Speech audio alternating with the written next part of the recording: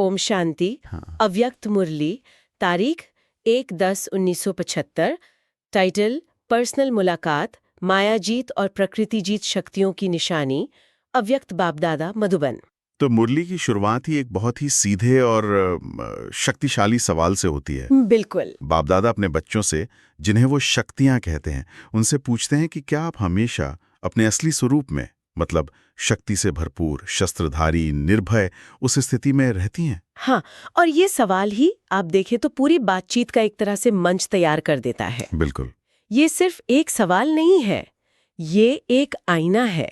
बाप दादा सीधे याद दिला रहे हैं कि आपका जो मूल स्वरूप है वो कमजोर नहीं, शक्तिशाली है। और फिर वो इसी शक्तिशाली स्वरूप की निशानियों की बात करते हैं। हाँ, जो हमें देवी देवताओं के चित्रों में भी दिखती हैं, जैसे मायाजीत होने की निशानी। माया पर विजय। हाँ, माया पर विजय, उसकी निशानी के तौर पर शस्त्र दिखाए जाते हैं और सिर पर लाइट का क्राउन। यहाँ ये समझना दिलचस्प है कि ये शस्त्र कोई भौतिक हथियार तो है नहीं, तो फिर ये किस चीज का प्रतीक है? ये हमारी आंतरिक शक्तियों के प्रतीक हैं। जैसे हम कहते हैं ज्ञान का सुदर्शन चक्र, एकाग्रता का बाण या आत्मविश्वास की ढाल।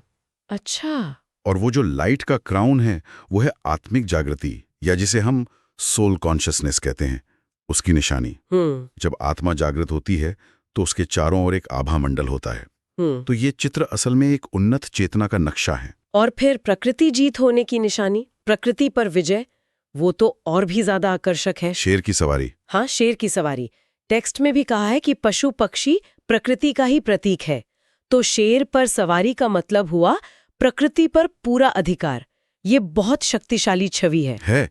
और इसका गहरा मतलब है। प्रकृति पर अधिकार का मतलब ये नहीं कि हम मौसम को नियंत्रित कर सकते हैं। सही बात है। इसका असली अर्थ है कि प्रकृति के तत्व, सर्दी, गर्मी और यहाँ तक कि हमारा अपना शरीर, जो खुद प्रकृति का हिस्सा है, वो हमें विचलित या भयभीत नहीं कर सकते। अच्छा। जब कोई आत्मा अपने शक्ति स्वरूप में स्थित होती है तो प्रकृति उसकी दासी बनकर उसका सत्कार करती है, दुश्मन बनकर उस पर हावी नहीं होती। इसीलिए बाप दादा पूछते हैं, क्या सदा ऐसे विजयी हो? बिल्कुल। इस विजय की एक और बहुत सुंदर निशानी बताई गई है, विजय का तिलक। कहा गया है कि जो हमेशा सुजाग हैं, यानी जागरूक है और बाप के साथ हैं, उनके मस्तक पर हमेशा विजय का तिलक लगा रहता है। और इसमें जो सबसे खूबसूरत बात है वो ये है कि स्मृति में रहना ही तिलक लगाना है। हाँ, मुझे भी ये बात बहुत अच्छी लगी। ये किसी बाहरी कर्मकांड की नहीं, बल्कि एक आंतरिक अवस्था की बात है। बिल्कुल। और ये स्मृति भी कोई ऐसी वैसी याद नहीं है। टेक्स्ट एक बहुत शक्तिशाली संकल्प देता है। कौन सा? मैं कल्प कल्प की विजयी हूँ, अभी की नहीं। वाह, ये सिर्फ इस जन्म में सकारात्मक सोचने की बात नहीं है। ये आत्मा के सनातन अनादि स्वरूप की स्मृति है। ये विश्वास की जीतना मेरा मूल स्वभाव है। और इसी से बेहोश और सुरजीत का फर्क भी साफ हो जाता है। हाँ, पहले बेहोश थे, मतलब हमें होश ही नहीं था कि मैं हूं कौन। अब ज्ञान मिलने के बाद सुरजीत बने हैं, जिसे अपने आत्मस्वरूप का सुर मिल गया हो। बिल्कुल। और जो सुरजीत है वो कभी अपने स्रोत यानी बाप को भूल नहीं सकता। तो ठीक है, यहाँ तक मुरली ने एक आदर्श स्थिति, एक पीक कॉन्शियसनेस का चित्र खींचा है। माया और प्रकृति पर विजयी, शक्ति से भरपूर। हाँ, लेकिन किसी भी सुनने वाले के मन में ये सवाल जरूर आएगा कि ठीक है, पर वहां तक पहुंचे कैसे? ये तो लगभग असंभव सा लगता है। सही बात है। और शायद इसीलिए टेक्स्ट अब एक बहुत ही प्रैक्टिकल टूल की ओर बढ़ता है, जिसे वो साक्षीपन कहते हैं। आपने बिल्कुल सही पकड़ा। ये आदर्श और यथार्थ के बीच का पुल है, साक्षीपन। मतलब एक डिटैच विटनेस बनकर अपने और दूसरों के पार्ट को देखना। हाँ, वही चाबी है। बाप दादा पूछते भी हैं, क्या ये अभ्यास मजबूत होता जाता है? और फिर वो एक बहुत गहरा रहस्य खोलते हैं। वो कहते हैं कि जब तक साक्षी स्वरूप की स्मृति पक्की नहीं होती, तब तक आप बाप को अपना साथी भी नहीं बना सकते। ये कनेक्शन बहुत दिलचस्प है।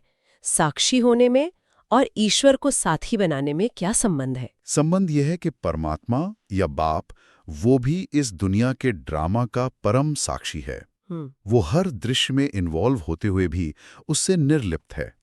तो जब हम भी अपने जीवन के दृश्यों से, सुख दुख, सफलता असफलता, इन सब से थोड़ा न्यारे होकर उन्हें एक नाटक के सीन की तरह देखने लगते हैं, तब हमारी फ्रीक्वेंसी उनसे मैच करती है। बिल्कुल।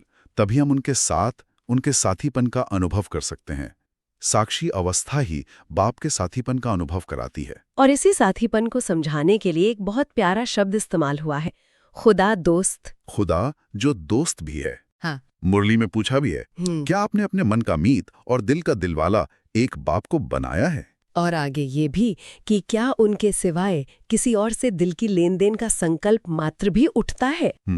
ये आदर्श सुनने में बहुत ऊंचा लगता है। हाँ, लेकिन टेक्स्ट इसका आधार भी बताता है, सर्व संबंधों का सुख। अच्छा। उसका तर्क ये है कि अगर एक ही स्रोत से आपको माँ का प्यार, पिता का सहारा, दोस्त का साथ, शिक्षक का मार्गदर्शन, मतलब सब कुछ मिलने लगे, तो बुद्धि और मन कहीं और क्यों भटकेगा? ये एक तरह से सारी भावनात्मक ऊर्जा को एक ही बिंदु पर केंद्रित करने की बात है। लेकिन हाँ, ये इस रास्ते का शायद सबसे चुनौतीपूर्ण हिस्सा भी है, क्योंकि हमारी अटैचमेंट्स बहुत सारी जगहों पे बटी हुई होती हैं। बिल्कुल। और यहीं पर बात जमीन पर आती है, क्योंकि इसके ठीक बाद मुरली में उन कंप्लेंट्स यानी शिकायतों का जिक्र है जो बच्चों की तरफ से आती हैं।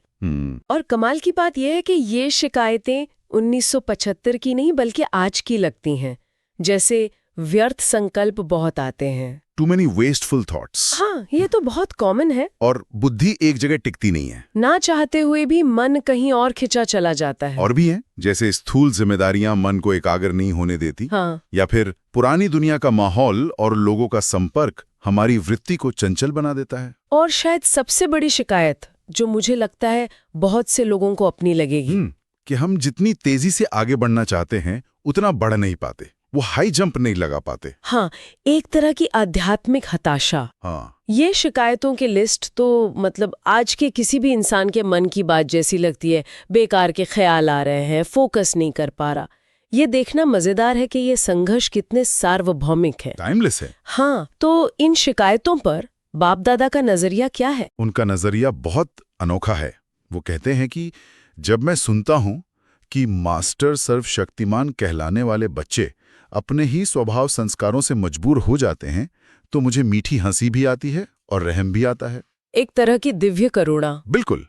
लेकिन इसके तुरंत बाद वो एक बहुत ही तीखा और आत्मा को झंझोड़ देने वाला सवाल पूछते हैं। और वो सवाल क्या है? वो कहते हैं, जो अपने स्वभाव संस्कार नहीं मिटा सकते, वो विश्व से तमोप्रधान आसुरी संस्कार कैसे मिटाएंगे? जो अपने ही संस्कारों के वश में है, वो दूसरों को गुलामी से मुक्त कैसे करेंगे? ये सवाल तो सीधे सीधे जिम्मेदारी की बात करता है। हाँ, ये कहता है कि विश्व परिवर्तन की बड़ी बड़ी बातें करने से पहले अपने अंदर की दुनिया को तो जीतो। ये वाकई एक बहुत बड़ा चैलेंज है। तो फिर इन गहरे संस्कारों से, इन पुरानी आदतों से मुक्ति पाने की सरल युक्ति क्या बताई है? क्या कोई समाधान है? हाँ, और समाधान वही है जहाँ समस्या शुरू होती है, संकल्प के स्तर पर, विचारों के लेवल पर। बिल्कुल। बाप दादा समझाते हैं कि कोई भी संस्कार या आदत कर्म में आने से पहले एक सूक्ष्म विचार, एक संकल्प के रूप में पैदा होती है। जैसे कि ये तो मैं कर ही दूंगा, या ऐसा ही होना चाहिए, ये लोग खुद को समझते क्या हैं, मुझे भी सब आता है। अच्छा, मतलब अहंकार, क्रोध, मोह, ये सब पहले एक विचार के बीज के रूप में आते हैं। बिल्कुल। तो इलाज भी इसी बीज के स्तर पर करना होगा। तो समाधान है अपने विचारों को मैनेज करना। ये सुनने में तो सरल है, पर है बहुत मुश्किल है।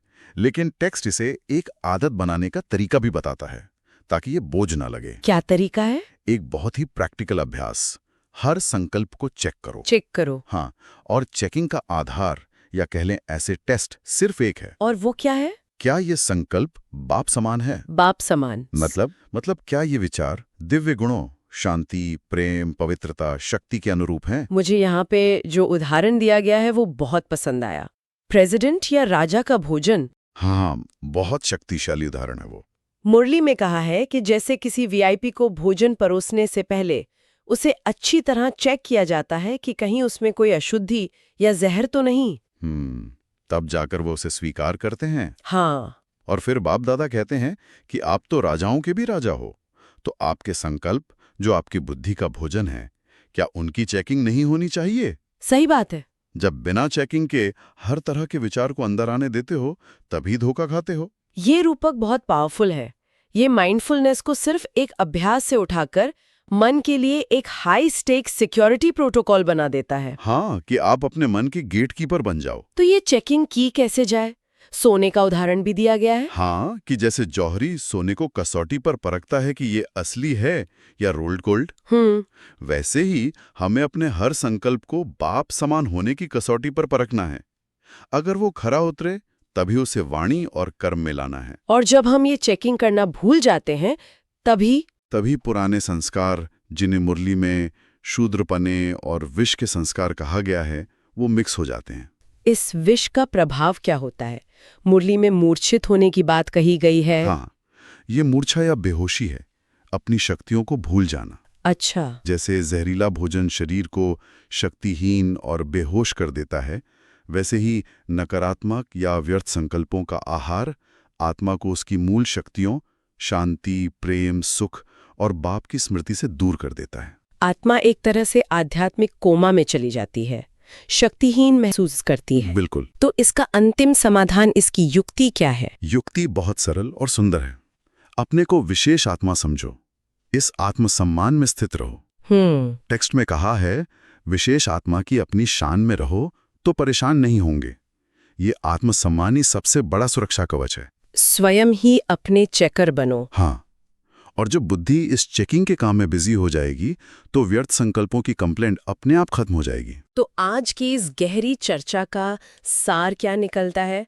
हमने माया जीत और प्रकृति जीत होने के बड़े बड़े प्रतीकों से बात शुरू की थी। शस्त्र, क्राउन, शेर की सवारी। लेकिन अब हम समझ रहे हैं कि ये सब एक खास तरह के मानसिक और आत्मिक अनुशासन से हासिल की गई आंतरिक अवस्थाएं हैं। बिल्कुल। और उस अनुशासन का आधार है साक्षी स्वरूप की स्टेज, जो हमें परमात्मा के साथीपन का अनुभव कराती है। और इस अवस्था का सबसे प्रैक्टिकल टूल है अपने हर संकल्प की चेकिंग। एक बहुत ही सरल फिल्टर, क्या ये संकल्प बाप समान है? और यही चेकिंग हमें शिकायतों से मुक्त कर कंप्लीट बनाती है। ये एक ऐसा विचार है जो किसी भी आध्यात्मिक मार्ग पर चलने वाले या बस अपने मन को बेहतर समझने की कोशिश करने वाले किसी भी व्यक्ति के लिए बहुत उपयोगी हो सकता है। बाप दादा का याद प्यार। ओम शांति।